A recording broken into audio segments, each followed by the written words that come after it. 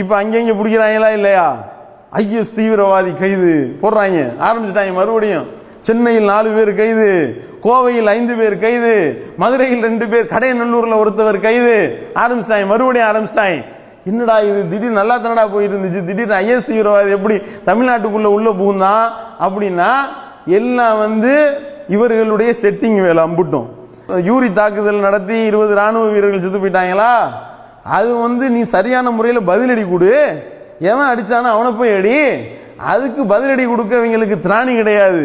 திராணி இல்லாம surgical strike நாங்கள் செய்திருக்கிறோம், பாகிஸ்தான் பேரை இத்தனை பேரை போட்டு தள்ளிவிட்டோம், இந்த பகுதியில் தாக்கு நடத்திருக்கோம்னு சொல்லிட்டு இவங்க எல்லாம் அள்ளி விட்டாங்க. இவங்க எல்லாம் மெகா சீரியலுக்கு கதை திரைக்கதை வசனம் எழுதுன மாதிரி மோடி எழுதி கொடுத்ததை வாசிக்கிட்டு இருந்தானா.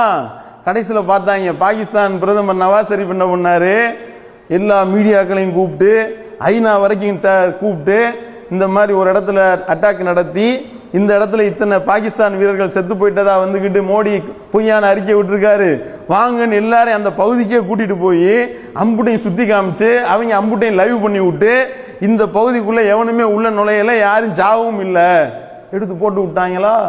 இது தெரியாம இந்த ராஜ்நாத் சிங்னு ஒரு ஆளை உட்கார வச்சிருக்கோமே, உள்துறை அமைச்சரா உட்கார வச்சிருக்காங்களா, அவன் பேசிட்டான், என்ன நாங்கள் அவங்கள கொண்ட வீடியோக்கள் எங்க இடத்துல இருக்கு அப்படின்ட்டான். உடனே நம்ம ஆளு கெஜ்ரிவால் கிளம்பிட்டாரு, இது பாகிஸ்தானுடைய முகத்துல கரி பூச வேண்டும், அந்த வீடியோவை உடனடியாக வெளியிட போறோம் அப்படின்னு முழிக்கிறாங்க கடந்து.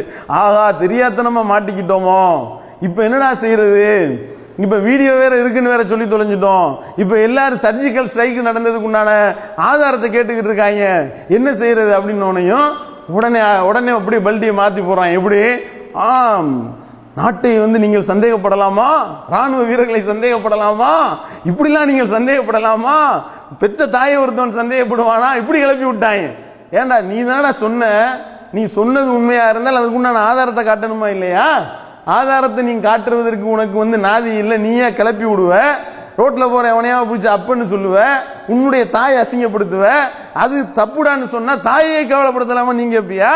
இது எதிரான வேலையா இல்லையா? உன்னுடைய தாயை நீ கேவலப்படுத்துற, இந்திய தாய் நாட்டு நீ கேவலப்படுத்துற, நாங்க கேவலப்படுத்தல. நீ நாங்கள் ராணுவத்தின் மேல சந்தேகப்படல, ஓ மேல சந்தேகப்படுகின்றோம், இந்திய நாட்டு மேல நாங்க சந்தேகப்படல. நீ வச்சிருக்கிற இந்த கேவலமான அந்த அரசாங்கம் நடத்தி கொண்டிருக்கின்றாய், ஆட்சி முறை செய்து கொண்டிருக்கிறாய், அதை நாங்க சந்தேகப்பட்டு கொண்டிருக்கின்றோம், வெளியிடுறா அப்படின்னு சொன்னா இப்ப எதையாவது திசை திருப்பி ஆகணும், மக்களை டைவர்ட் பண்ணி ஆகணும். இப்ப என்ன செய்யறாங்க, ஐஎஸ் தீவிரவாதி ஊடுருவல், இதுவும் அவனுக்கு கேவலம் தான். ஏண்டா இவ்வளவு பாதுகாப்பும் போட்டிருக்கிறப்ப ஐஎஸ் தீவிரவாதி உள்ள வந்துட்டான்னா அப்ப நீ என்ன பண்ணிக்கிட்டு இருந்த, நீ தூங்கிட்டு இருக்கியா? அப்ப ஐஎஸ் தீவிரவாதி உள்ள கடையநல்லூருக்கு வரக்கூடிய அளவுக்கு அந்த மத்திய அரசினுடைய பாதுகாப்பு கேவலமா இருக்கா? கோயம்புத்தூர்ல 5 பேர் உள்ள நுழையக்கூடிய அளவுக்கு கேவலமா இருக்கா? அந்த அளவுக்கு மோடி கையாளத்தனமா ஆட்சி செய்து கொண்டிருக்கின்றாரா? ஊர் ஊரா சுத்துறது மட்டும்தான் உன் வேலையா? இந்த நாட்டை பாதுகாக்கிறதுக்கு உண்டான வேலையை நீ செய்ய மாட்டியா என்று இப்படி கேள்வி கேட்டா நீ முழிக்கிறான். ஆகா இது நமக்கு நம்ம தலையில நம்மளே தீ வச்சு குளிச்சுக்கிட்ட மாதிரில இருக்கு என்று சொல்லி இந்த ஐஎஸ் தீவிரவாதி உள்ள நுழைஞ்சான்றதெல்லாம் எல்லாம் பொய் அம்புட்டோம்.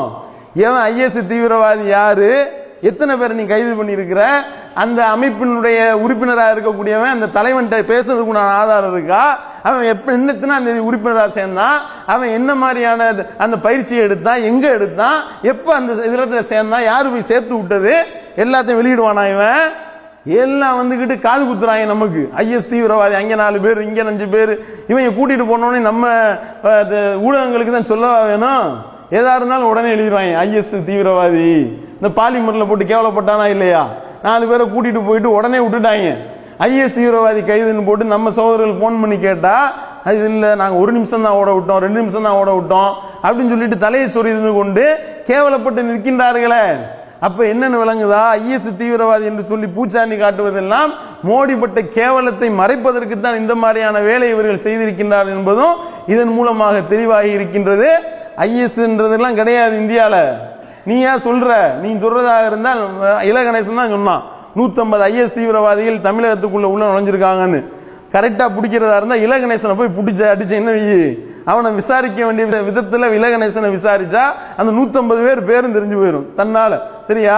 அப்ப வந்துகிட்டு எல்லாமே இவங்க தான் சொல்றாங்க கரெக்டா, இந்த இடத்துல இருக்கிறான் அந்த இடத்துல இருக்கிறான், இத்தனை பேர் இருக்கிறாங்க, இந்த ஊர்ல 4 பேர் அந்த ஊர்ல 4 பேர்னா அப்ப இவங்களே ரெடி பண்றாங்களா என்னன்னு தெரியல. அப்ப ஐஎஸ்னுடைய ஏஜெண்டா செயல்படுறதே இந்த RSS காவி பயங்கரவாதிகள் தானோ என்ற சந்தேகம் இருக்கின்றது. என்னையே இதையும் விசாரிங்க என்பதை கோரிக்கையாக வைத்து நிறைவு செய்கின்றோம்.